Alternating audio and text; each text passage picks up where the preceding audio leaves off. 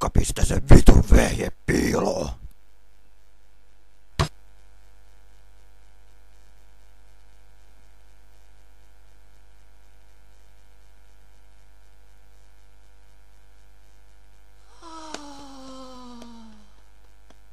Saatana poika, vittu mitä mä sanoin.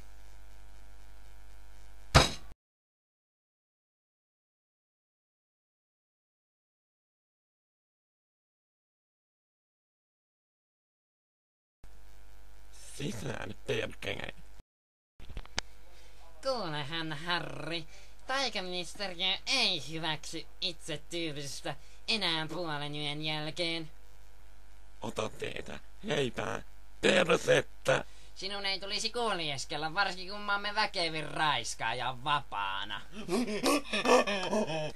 Painu kalaasi, helvetin daunari.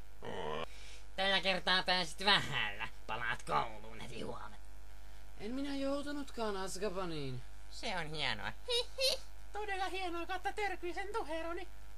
Tämä on ainoa vapaa vaunu. Sinne siis.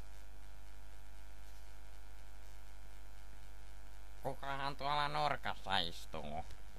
Hän on kuuluisa lapsiin sekaantuja. Etkö näin nimeä arkussa? Onkohan hän juonut itsensä tainnoksiin?